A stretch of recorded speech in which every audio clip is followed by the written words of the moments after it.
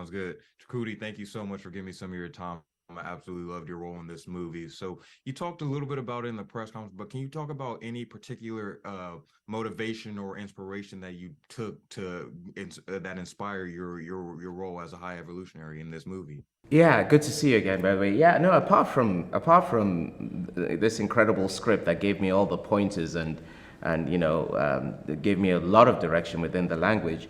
At the end of the day, I'm an actor who's grown up on movies. Like and seen them, and I have my inspirations, actors like Gary Oldman and Pete O'Toole and Denzel. And Viola. People who ground. It doesn't matter how big the role is or their performance is, it's always grounded and based in truth. And I had this grandest of characters to bring to life.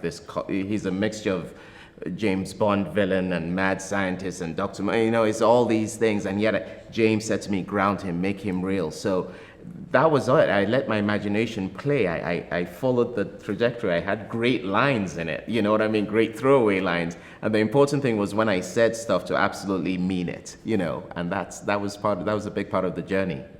You've worked with James in the past. Was there any differences you noticed from going from Peacemaker and on being on set with that and then going to this, it's more grand scale, more space wise. Was there any like differences you noticed with working with James? It's funny. No, I mean, he is so committed. The same amount of preparation, the same amount of he storyboards everything himself. He writes and lives these characters. I found out that he speaks the lines as he's writing them, living them. So the same amount of preparation came in, the same commitment to putting together actors who are good people for as far as he's concerned, you know what I mean, or a crew that are good people. So of course it was on a bigger scale. We went from a sort of like sci-fi version of The Office with Peacemaker to this galactic thing with sound stages and stuff. It was bigger, but the same level of drive and commitment and searching. He's very, for someone who's so prepared, he's ready to, the last thing he always says to you when you're doing a scene after you've got the scene is like, okay, now let's do one and do whatever you like, and you see what can come out of that. And often things do, and then he takes it further. So no, it was pretty much the James I knew in Peacemaker, and the atmosphere, but just bigger, just like more pinch yourself moments as one A-lister after another came on set and all that stuff. Absolutely. And just speaking of that, with working with this cast, working on set, I know James likes to play music and have music on set. So was there can you just talk about the filming process and working with this ensemble cast, but also working with across like CGI creatures? Was there any challenges with that as well? Yeah, no, yes, obviously a lot, the VFX team, did some amazing stuff. But I was lucky that a lot of my interaction, as you know, in the movie is with Rocket. And that's played by Sean Gunn. Sean played Rocket, and he's done it, throughout the movies. So having him there, having a set of eyes look back at me, and me being able to do what I believe acting really is, which is reacting more than acting, was very helpful. And then when I had to tactily hold something, he's there, so that when he moves away and then it's CGI'd, I was holding something. Does that make sense?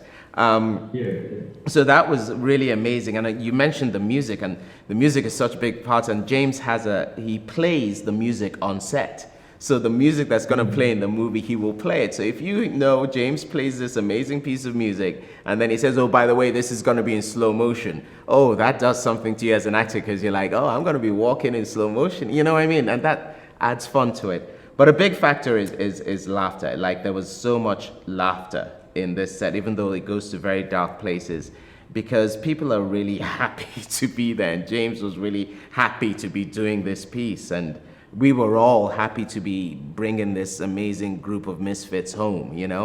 But that set was a creative, fun, driven, very hardworking place. But he did his best to make sure that there was there was CGI stuff and all that, but a lot of the set was practical. Beth Mickle, who designed the set, so when I'm in my lair, that was all there in front of me. I saw all that, Orgo Cop, when they went there, that section, there's all that stuff there. And that helps the performance, because you're actually grounded in that place too.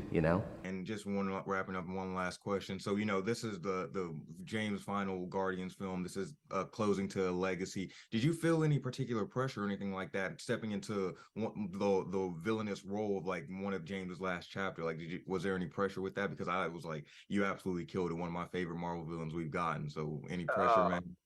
thank you. If there was pressure, it's your usual actors, imposter syndrome pressure that came from me out. It was not from the outside in because James, I mean, he'd shown his faith in me by giving me this coveted role. He could have had anyone. The rest of the cast were so welcoming, saying, "Oh, we've all heard about you from James. We're excited to work with you." Kevin down, it just seemed like everyone was ready for us to bring this thing home. But the only pressure I felt is that usual pressure of going, you know, this is a great franchise. I hope it's not me that brings it down, in that sense. Yeah. Absolutely. Well, I'm getting the wrap up sign. I just want to say thank you so much for giving me some of your time. I absolutely loved your work in this movie, loved your work in Peacemaker, and I cannot wait to see what you do next, my guy. Thank you so Thank much you again. very much. And I want to Yeah. say I love your voice. If I had your voice, I'd be doing radio. Oh, It's see, amazing. all Yeah. right. This is the second time somebody told me that today. I got to get into radio. I got to do something, man. Thank you so much. Take You care. have a great rest of your day, brother. Peace.